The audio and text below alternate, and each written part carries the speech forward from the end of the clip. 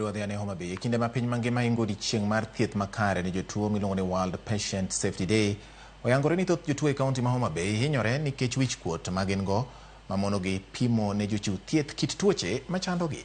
Jafwambo marwa Ali Abich noyware nyasino manobagi ka thieth maduong' ma Homa Bay kendo omiyowa ripot.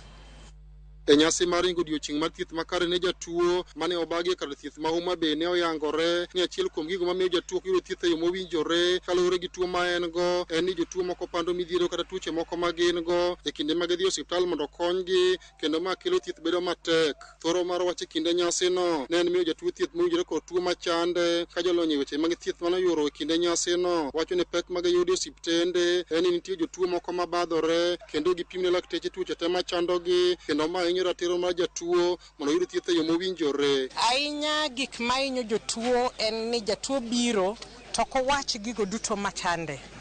Moko be pando weche moko ma ok ginyal wacho e yo moro makare. Samoro be kako pime ok en kake tuo moro time.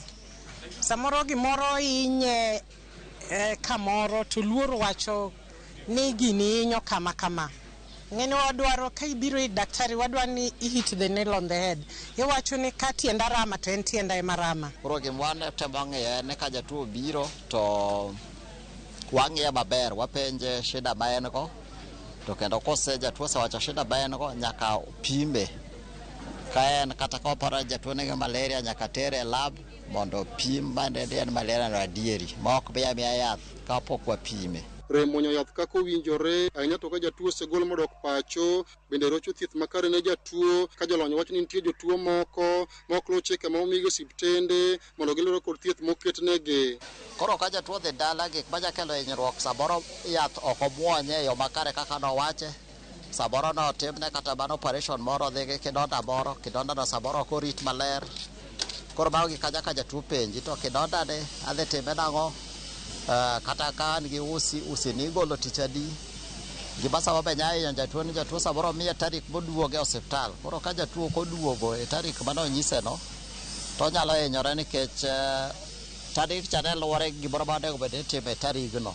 Jokanyo ma osebedo ka siro yore mag thieth e Homa Bay County Referral Hospital wacho ni gin kod komiti moro moyiedhi ma tich gi maduong' en rango ngima jatuo ka ni osiptal mondo giyud thieth e yo mowinjore. We have a committee even in this hospital that works together with MSF, which is called the Patient Centered Care Committee, which also looks at the safety of the care that we give to our patients here. Moko kuom jogo makedo ne ratiro mag jotuo to wacho ni jotuo dwaro thuolo makare kod hocho makende e kinde ma gidhi manyo thieth e osiptende ma ok bayo negi wach manyalo mono giyudo thieth e yo mowinjore. Sama oyudo ng'ato ka nigi tuo machalo gi magi ma wakwanogi, dwarore ni mondo ng'ani owuo kode, go kode mbaka kendo miye hocho makende mondo kapok omiye kata yath to okwongo lose e pache gi winjone mondo uyie ni ma en gima koro osenwang'e ma kata ka kod ikete yath to dhi muonyo yath kaka ng'ama osenwang'ore gi gima chalo gi ma to muonyo yath motegno nikech ma ok e giko ngima. En ni onyalo bedo ng'ama kare, onyalo ritore maber, onyalo muonyo yath e yo maber, onyalo chiemo e yo maber. Ali Abich, Ramogi TV, Homa Bay.